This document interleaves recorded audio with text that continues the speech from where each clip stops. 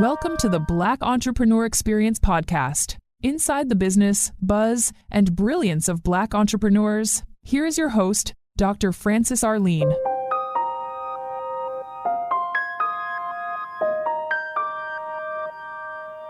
What happens in Vegas goes all over the world on Black Entrepreneur Experience episode number 544. Thank you for joining us as we elevate the Black Entrepreneur Experience by interviewing CEOs, thought leaders, innovative thinkers, and Black entrepreneurs across the globe. I'm your host, Dr. Francis Arlene. What if understanding your brain could transform your business? Dr. Nicole Murray, neuropsychologist and entrepreneur, helps people turn clarity, resilience, and alignment into real results in life and business. Welcome, Dr. Nicole.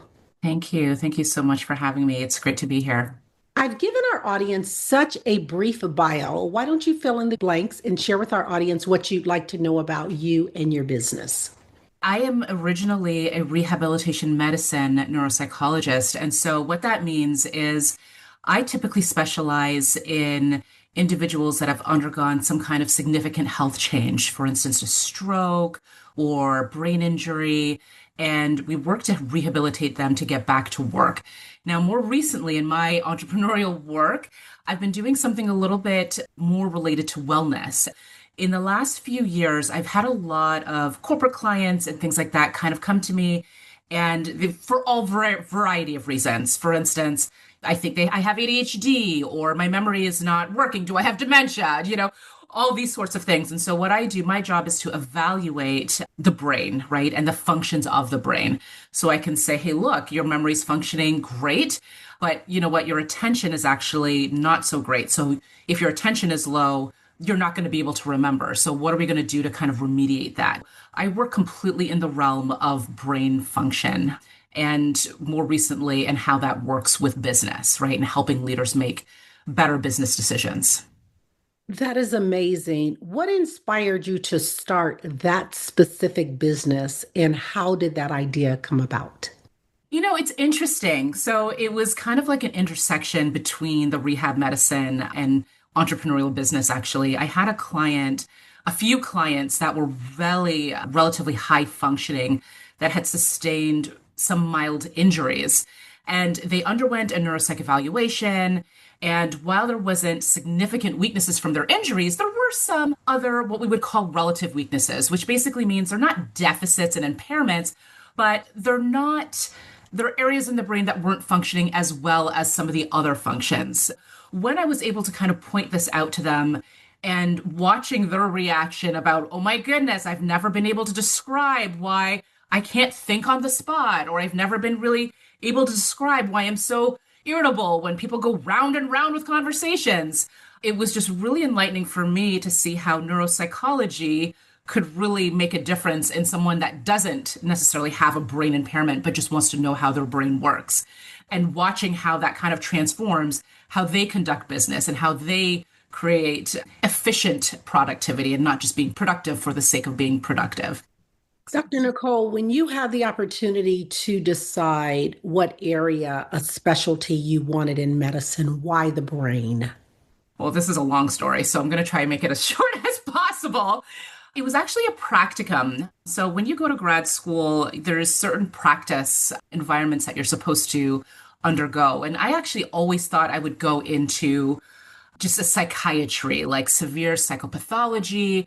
And I ended up getting placed in a hospital. And my background previously was a personal trainer. And being in the hospital setting just felt very right to me, watching people start from a certain place and then move up and get better it really spoke to me. And that's kind of always how I've run my business and how I've always helped people, watching where they are at baseline and giving them the steps and tools to getting them to a place where they would like to be. And so rehabilitation's always been in my heart for the last 30 years, I would say now. But I think, yes, starting in the hospital setting, the brain was just something that spoke to me. I'm no longer a therapist, tell me how you feel, and that must make you feel frustrated kind of a therapist. I'm more of a cognitive strategist. So I take a picture, I look at the brain and say, this is what you need to do. These are your options. This is how you can grow and get better. And so I like the strategic, I like the science behind it. And so that's kind of why I stuck with being a neuropsychologist and working with the brain. What was the most challenging moment when you were getting ready to start or grow your business? The most challenging part of growing a business, I think, is the unknown. When I initially started my business, I wasn't planning to go into business. I was on track to be in the hospital setting for the rest of my life. So when we actually moved countries and I was waiting for my licensure to come through, I was speaking with my husband and I said, you know what? I'm going to just try to do this on the side where I am licensed until my license here comes through. Because that took so long, I actually grew into the business. But I do think the most challenging part was not having the support, not really knowing what I was doing because, when you are born into being a clinician, the business side is something that we're not taught in school. Never knowing where my leads were coming from, not knowing how to create systems. All of those sorts of things were definitely hindrances in the beginning because at that point, I'm just chasing dopamine, kind of like most entrepreneurs when they start a business, right? They get an idea, we're going to try to run with it, as opposed to really developing the foundation of what needs to be done. Thank you for that.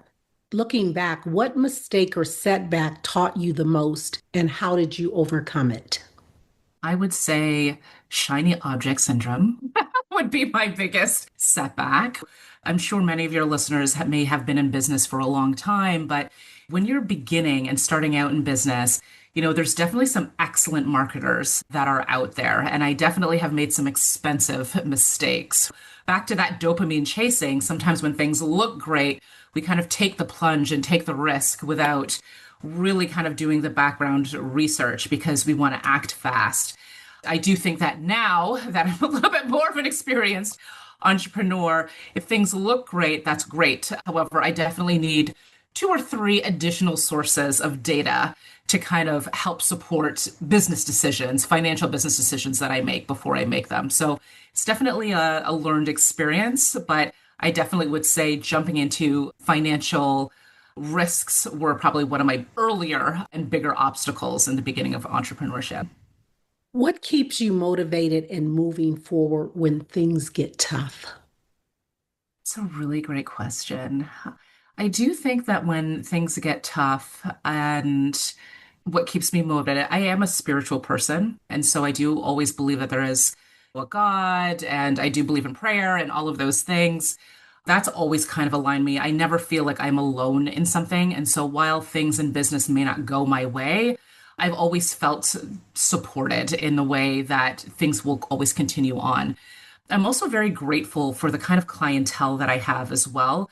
I've never really felt that I've been so downtrodden where I think my business will collapse or fail or anything like that. There's always people looking for help. And just given my skill set, I've always been able to help people in the way that they're looking for. So that's a really good question, but I definitely think it's more of external supports that have kind of got me through tough times than just myself. And who is your ideal client? My ideal client are definitely folks that are in the business realm, but are getting in the way, right? And so sometimes this looks like a dysfunctional culture where their teams are not always on the same page as them. It could sometimes look like the task paralysis where they have ideas, but they don't know what's stopping them from moving forward. It could look like individuals that are making impulsive decisions and they need to take a step back. It could mean there's an array of folks that I work with, but I would say most folks that I work with, they're curious about their brain. They want to know that their brain's functioning in the way that it should be, and how can they optimize it so they're functioning in a way that they're not going to burn out from decision fatigue, from dopamine chasing, from all of the things that sort of get in the way of being a good business leader. So I would say those are typically the folks that I work with, mostly all adults. And Dr. Nicole, what would you say your zone of genius is? My zone of genius would be neuropsychology, right? How brain and behavior works together, right? And looking like how the brain functions and then translating that to how that works in everyday life for specific individuals. And speaking of your specific business, let's talk about artificial intelligence. What is your view on that, and how do you incorporate that in your business, if at all? What an interesting question. And I would love to hear your opinion on artificial intelligence. Let's see here. Listen, artificial intelligence is here to stay.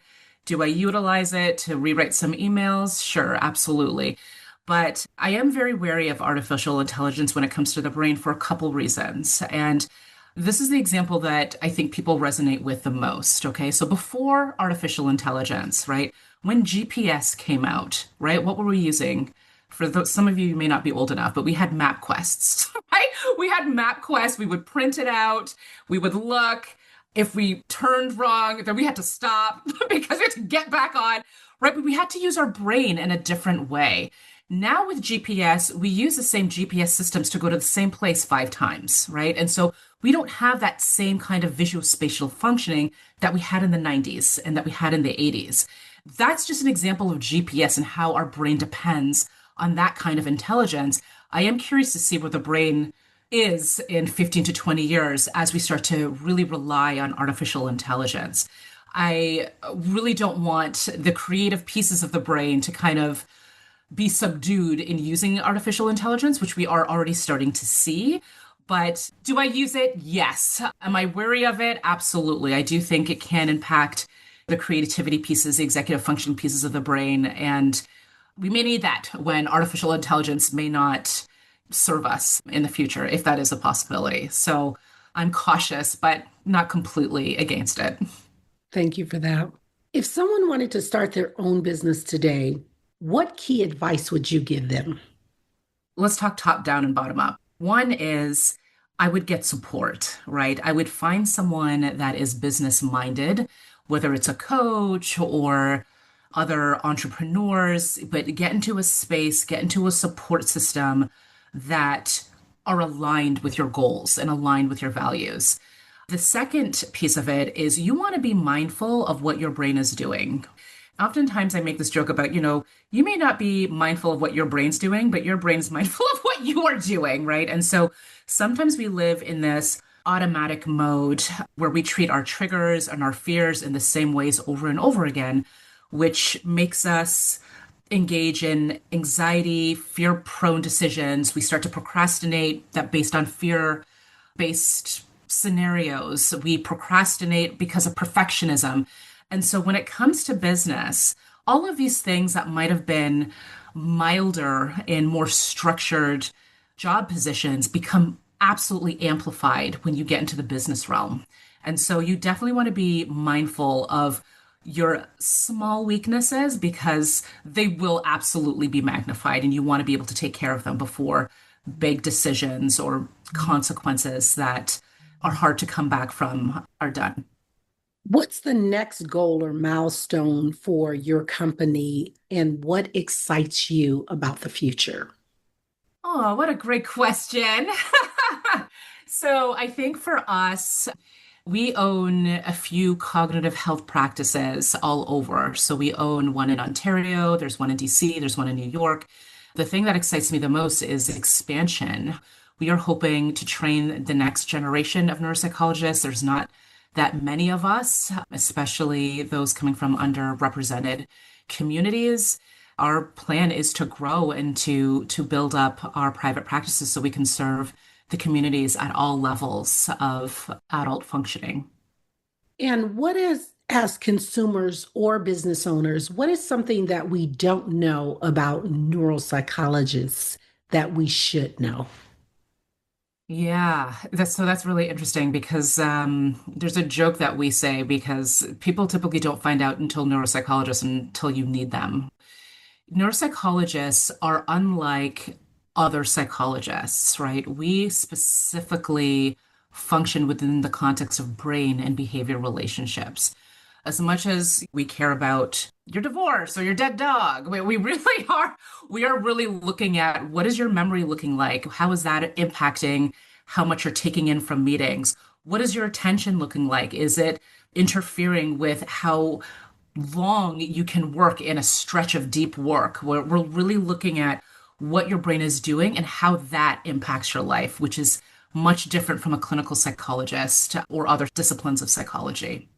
You talked about the different offices that you currently have. Someone is interested in connecting. What is the best way for them to connect with you?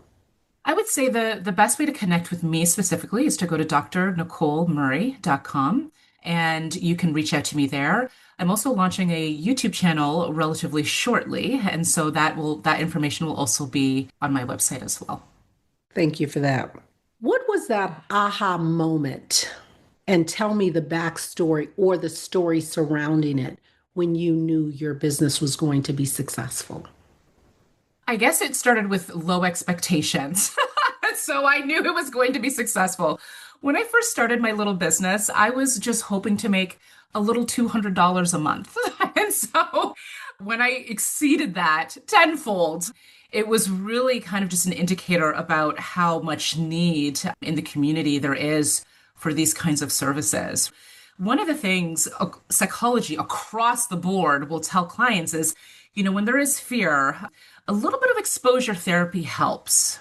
When you're exposed to something, it gives your brain feedback to work with. Otherwise, you're just dealing with your own thoughts. But when there's actual evidence and feedback, it kind of allows you to really engage in newer expectations and rise to higher expectations. And so I think for me, it was meeting those baby expectations, which I think everyone should start off with.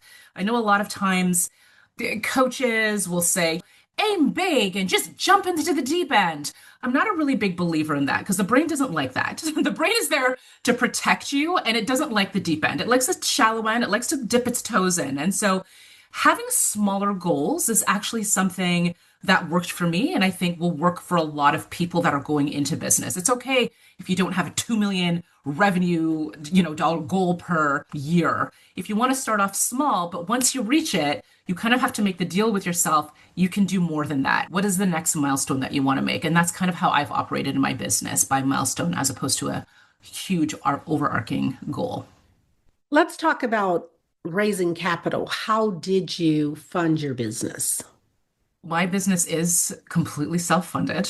We raise it based on, our services that we offer. One of the things that we have been recently getting into is grant funding, but predominantly how I've run my business, it's been all self-funded.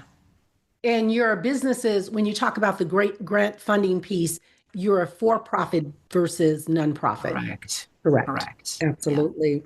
Yeah. Advice you wish you had followed. One of the bigger pieces of advice that I'm still working on following, so I'm not going to say it's a wish because there's still a chance it may happen, but just really getting out into the social media aspect a little bit more.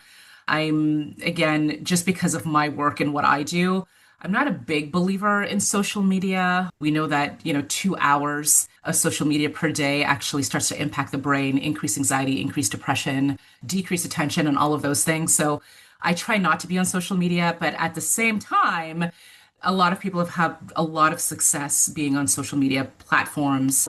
I think that would be one thing. I wish I started my YouTube channel a little earlier, been a little bit more consistent on LinkedIn. I think that's not being afraid to, use social media to my advantage would be one of the things I would have started earlier rather than later. Dr. Nicole, I'd like you to have a monologue. I would like you to name this person, living or not, and they've inspired you so much. Who is that person, and what are you saying to that person? Oh, that's a really great question. In terms of the person that has inspired me the most, I would say it's my mom. She is someone that, she immigrated to Canada when she was a late teen with really nothing and really made a life for herself and gave us all of the opportunities that she could to make sure that we were the best versions of ourselves. And she is living. She is living. And I continue to look up to her. And she has always inspired me to, she would say, reach for the moon, but fall in the stars, right? And so I've always been inspired to do my best work and always to do my best and not to settle for less. And I would say that is predominantly because of her as well. There are so many brands and businesses that are dominating. Talk about a brand or a business that's dominating that you admire and why. So I work a lot with brand. I don't have a name specifically that I can say, but I do like working with what nonprofits attempt to do. I will say, in the business world, it just looks different for me. I will say something that has been inspiring for me is working in the hospital system. So, for instance, NYU, Mount Sinai hospital systems, those are brands that I really do look up to. I think they do really good work for their patients and they provide such a holistic approach that I try to also mimic for my clientele as well. I think those would be the two main ones. In terms of small businesses, et cetera, I would say like the more nonprofits, creativity, the creative folks, I think are very inspiring in what they're attempting to do. But in terms of the bigger brands that everyone would know, I think those two hospital systems are the first ones that come to mind for me. Dr. Nicole, you have passed through possibly many mentors, and some call them influencers. Talk about two individuals that influenced you or mentored you, and what lessons did they teach you? Yes. So I would say I think my first mentor, it was kind of going back to that hospital setting that I kind of went into talking about earlier. Her name was Dr. Kristen Mitchell, and she was definitely one of my first mentors. And she was somebody that really inspired me to seek intellectual curiosity, but doing it in a way that was humble. I think in our industry, there tends to be a lot of pretentiousness and a lot of kind of like an aura of if you're smart, then you have to kind of be not very kind or kind of talk down to others. At least when I went to school, it was very much like that. And I would say that she's probably one of the first people that was able to kind of demonstrate emotional, intellectual capacity along with such strong academic skill. And I think she is someone definitely that I have emulated just as a clinician. Now, in terms of business, I've had some peripheral mentors, I will say. There's some people that I've hoped to be mentored by, and, kind of when you pull back the curtain a little bit, and which is okay because people are humans, you definitely see people's rawness, right? And I've definitely learned from their experiences and what to do and what to not do, just in terms of ethics, how we treat people. And so I've learned so much from so many people along the way. One of the things I absolutely want to convey to individuals that may not have a mentor is that there are always people in your periphery that you're learning from. And so to take note and to be aware, because that's definitely something that has continuously helped me evolve in my business personality. What is something that you don't have that you need right now to move the needle forward? What is your ask? To be honest, there's still some things that I'm working on, but I think the next step for me is to continuously evolve, right? I'm never someone that has everything or knows everything. We were just talking about mentors, right? I think my next step to move the needle forward would be a next mentor, right? That knows more than the ones I've had in the past, right? And continuously learning from others. I think that will always help me move my needle forward. Let's take a snapshot of the last 30 days. What was your biggest win? My team. Unfortunately, I just came off of a medical leave, a 6-week medical leave, no less. 5 years ago, if I would have done that, my business would have tanked.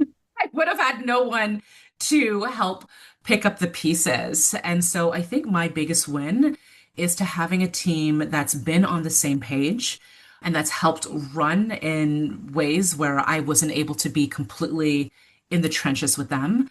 I think my biggest win would, yeah, be my highly functional team that has my back. Yeah. That's awesome. And how are you feeling? I'm doing so much better. Thank you. Thank you. Good. Good. And how did you celebrate that win of having a successful team?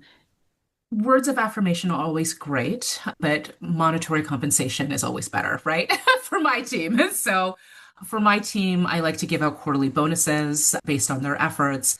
I constantly want them to know that I don't just value them, I do value them in my business, and I am happy to keep them. And so I am absolutely, if I have it, of course, to give them extra bonuses and things like that to demonstrate that they are valued, they're valued members of my team. I always also try to create positions of movement.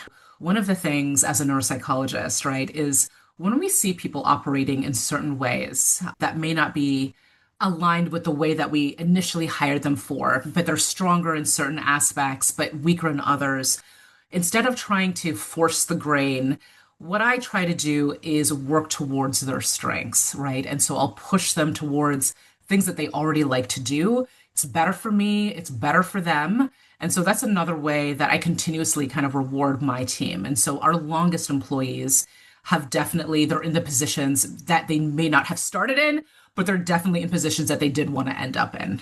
It's a constant evolution with our team and how we reward. Yeah. What problem exists in the world today that you would like to solve? I think acceptance for cognitive health would be a problem.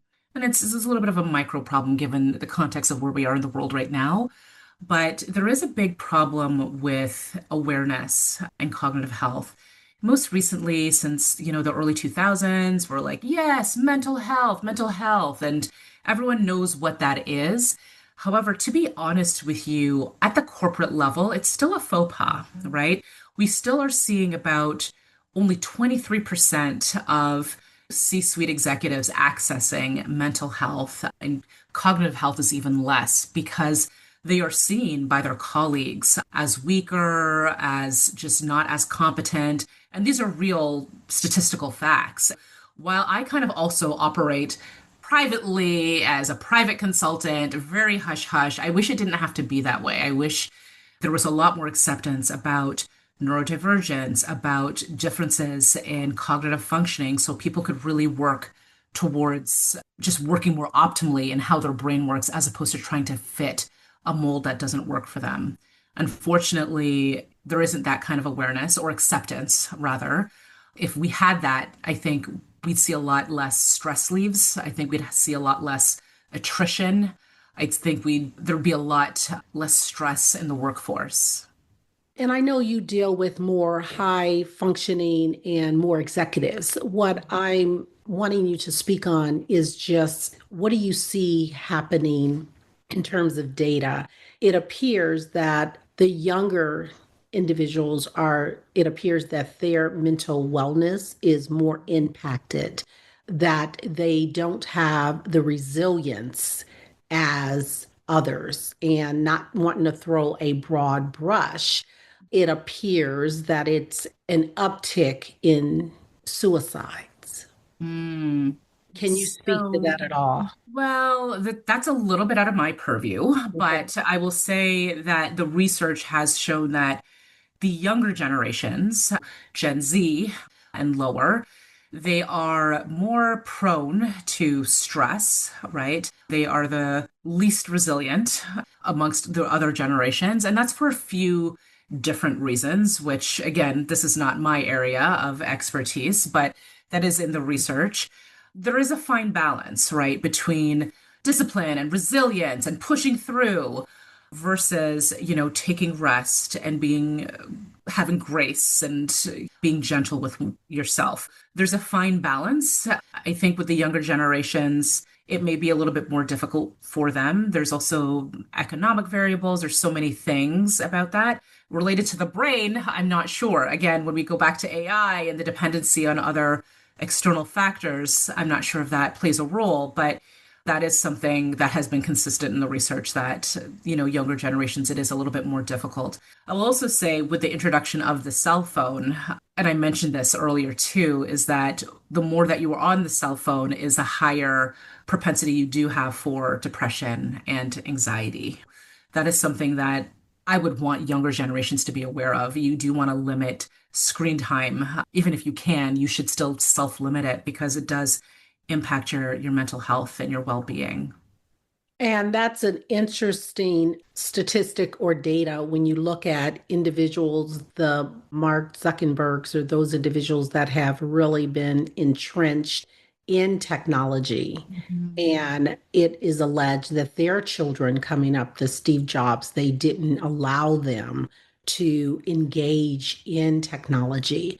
That's interesting for us to look at from the perspective if someone is inventing something and they are not partaking or allowing their children to partake, how should we intellectually look at what they're doing and how it's impacting us? Yes, I mean, I would absolutely observe, right? Listen, the data is out there. It's just not as easily accessible unless you're looking for it. There is research out there that gives the 2 hour mark, right? And that's 2 hours a day. If we had your audience look up right now how much time they've been on their phone for the day, it's typically over 2 hours. It's very easy to spend 2 hours on your phone. I would, in knowing this information, really create systems around intentional use of using your phone, right? There's ways to reduce social media. So I just mentioned how I'm going to try to get into more social media, but now I'm advocating against it. But there are ways to grow your business without completely being on TikTok and pointing and dancing. There's still networking experiences. There's podcasts. There's all kinds of ways that you can kind of get your business out there without being online all the time, right? So the research is out there on that. And I definitely, sometimes when people kind of come to me and they say I can't focus and they don't have anything neurologically wrong with them, they don't have a neurodevelopmental disorder, and I start to look at their environmental habits, we kind of have to look at, okay, look, just like you're not going to drink 3 bottles of tequila a day, you don't want to be on social media for 7 to 8 hours a day, right? Like that has a long lasting impact on the brain. Thank you for that. You talked about being married. Talk about marriage and entrepreneurship. It's helpful to have a partner on the same page.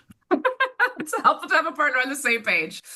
Like I mentioned, when I first went into entrepreneurship, it was a little bit of a mistake. It was just kind of a side thing I was hoping would come into just a little bit of side money.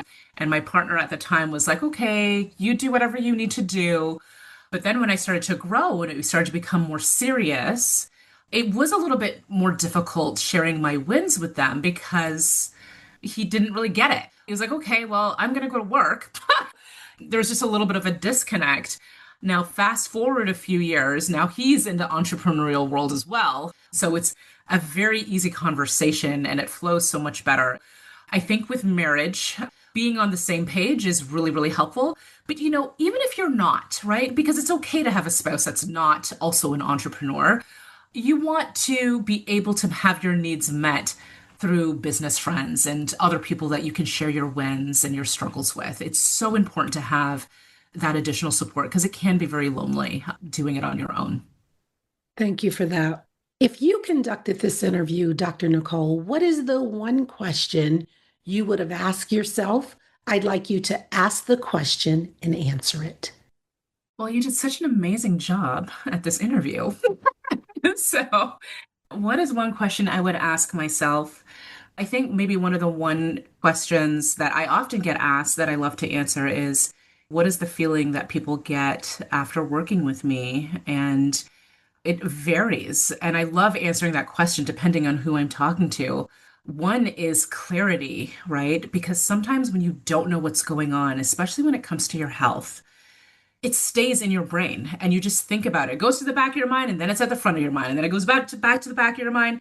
My ability to be able to kind of look at the function of the brain and basically say out loud to this person, hey, look, this is what your brain's doing. I predict that this is where you're struggling in your day to day, and having them be validated and giving them a plan of what to do next. That is really kind of their takeaway. And for me, it's so rewarding to be able to provide that for people because you don't get that. It's very difficult to get that. Even when you think about neurology, they can take a picture of the brain. They can say, hey, there's the bleed or there's the tumor. They can't really say like, because of this, this is how it'll impact your life on a micro level. giving people clarity, giving them understanding, giving them validation is one of the biggest takeaways that I'm able to provide for folks that work with me. And you talked about the rewards, and in business, there are a lot of rewards and there's a lot of risk. Can you talk about the worst moment in business, which I like to call it that opportunity? And what was your takeaway, and what did you learn from that lesson? I would say that I like how you ended that because there was a big takeaway, right? So I think one of the biggest risks that I did was I decided to pilot a program because wasn't sure if I was going to branch out into a certain aspect of my business. There's a service offering that I was thinking about, and I thought to myself, you know what, instead of just launching it, let me try it. And I had someone in mind that I wanted to kind of try this idea out with. And I think the biggest lesson that I learned here was even though it was great, I mean, the experience was fine, I didn't really get what I needed. So I wanted like some rich feedback. I really wanted like an action plan. I wanted a referral. I wanted a lot out of this pilot. And even though the pilot experience I learned from just conducting it was great, the feedback that I ended up getting was very generic. And it was a big loss for me because I was really hoping to get a lot of data from that one person. But it was a very expensive pilot to run. But what I did learn and that I've continued to take with me is we have to be careful about who we take advice from and who we bring into our business. Even though you might be friends or you might respect the person on a business level, if they don't have the expertise in a specific level that you're looking for, they may not be the best person to give you mentorship, advice, strategy planning, etc. Another example would be I just told you that, my mom's very inspiring and she is, and I love her to death, but will I make financial business decisions based on what she tells me? No. I will not. She's very smart, but that's not her domain, right? And so while I respect her opinion, that's not someone that I will kind of let intrinsically navigate my business decisions. And so sometimes I think with entrepreneurship, especially with Black entrepreneurs where family is very important, we have to be careful of how much we're going to intrinsically let other people that may not know the inner workings of business kind of impact our decision-making skills. And I think another thing that you had really pointed out, Dr. Nicole, even in terms of the family dynamic, and I think when we're looking at diverse entrepreneurs and they're just trying to find help and they don't know where the help is. And you talked about like the shiny objects in terms of when you're trying to find that coach or someone that's going to help you scale and grow because you know that access to capital. And that's important that you vet those individuals because just like all money is not good money, all advice is not good advice. Absolutely. You said it perfectly. Yeah. We've come to the part of our interview. It's called the rapid round of fun. I'm going to ask you a series of questions, and I'd like you to give me very quick answers. If it's something you desire not to answer, feel free to say pass. Are you ready for the rapid round of fun? As ready as I can be. Your first job. Greenhouse. What is greenhouse? Tell us. A greenhouse? It's where we work with plants outside. Oh, the actual greenhouse. An actual greenhouse. Nice. Okay, because I thought it was like a restaurant or something. No. Yeah, an actual greenhouse. And tell me your favorite comfort food. Lasagna. You relax doing what? The first thing that comes to mind is beach. That would be my ultimate relaxation time. Your favorite singer or rapper? Michael Jackson. Your favorite dance song? Pass. What food you eat every week, no matter what? Salad.